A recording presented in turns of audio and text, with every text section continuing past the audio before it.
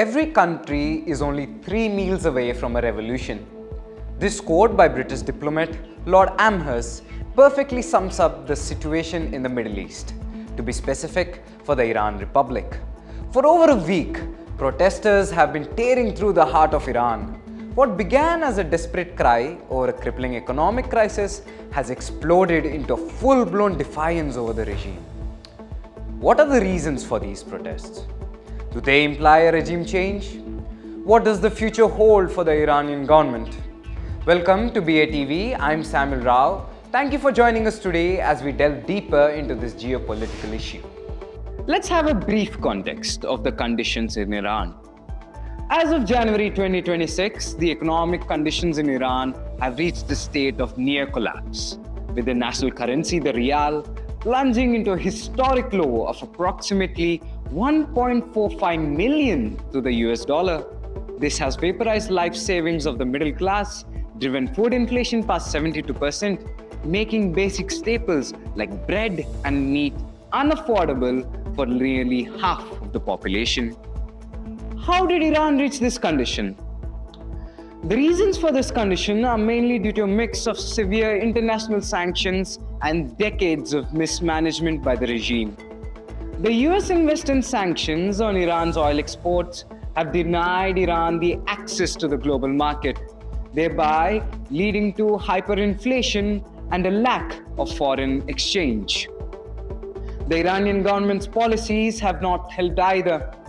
Instead of dealing and solving with these problems, the Republic has diverted resources to nuclear programs, proxy wars, and other conflicts, thereby worsening inflation, unemployment, and poverty.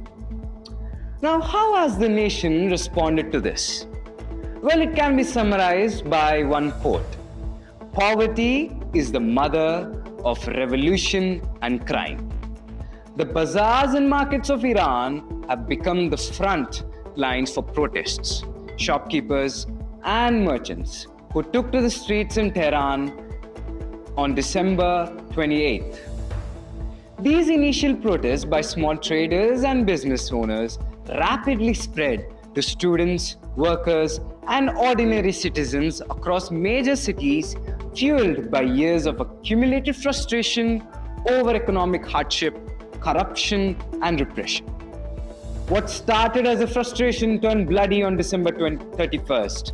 Security forces opened fire in rural areas, killing at least 8 protesters. Instead of quashing dissent, the violence has acted as an accelerant and has also grabbed international attention. Funerals for the slain have transformed into an economic crisis, into a massive anti-regime movement, with slogans like "Death to the Dictator" and calls for freedom, has transformed the movement into an uprising against the Iranian Republic itself. Well, does this movement promise any change to the government? Do these movements promise liberation for Iran? The answer is a yes and a no. For this is not the first time we have seen such anti-governmental protests. There are examples of such protests in 2009, 2010, 16, 18, 19, and of course, the 22 and 23 Mahsa Amini protests. Every time the regime has responded with violent crackdowns and has able to successfully snuff out the protests and therefore hold on to its power. Is it any different this time? Or is it just a wave of agitation with no fruit? The difference is there seems to be a cause for optimism, as in comparison to the past uprisings, the Ayatollah justified repression as a necessity to protect Iran from Israel and the US. But that shield has been shattered. Iran's proxy network is in tatters. Its ally Bashar al-Assad was ousted, and the military failed to stop foreign air assaults last year, failing to do the one thing they promised the Iranian public, that is to protect Iran from Israel and the US. While failures on the external front continue, there are visible tatters in the ruling elite. While hardline revolutionary guards call for a dash to acquire a nuclear bomb, on the other hand, more moderate elements argue to sue for peace and sanction relief.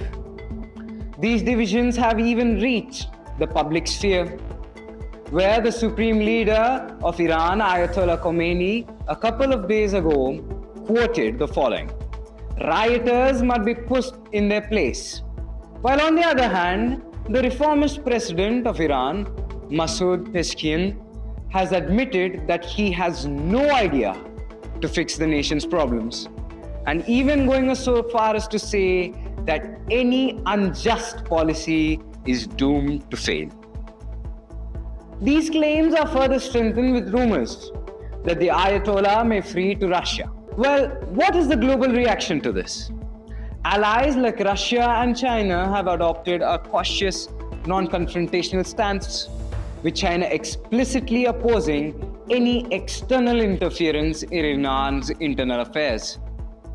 At the same time, Russia has avoided direct criticism of Tehran and instead urged restraint from the rest. But the response that has to be considered is that of the United States. Fresh off the recent dealings in Venezuela, the US has shown special interest in intervention. After the protests on Jan 1st and 2nd, Donald Trump started talking about intervention on behalf of the protesters, warning via Truth Social that the US is locked and loaded and ready to go. This opens a Pandora's box of possibilities and multiple questions. Will the US set out on another venture into the Middle East? Will the republic fall? Is the regime finally running out of the road? Only time can tell.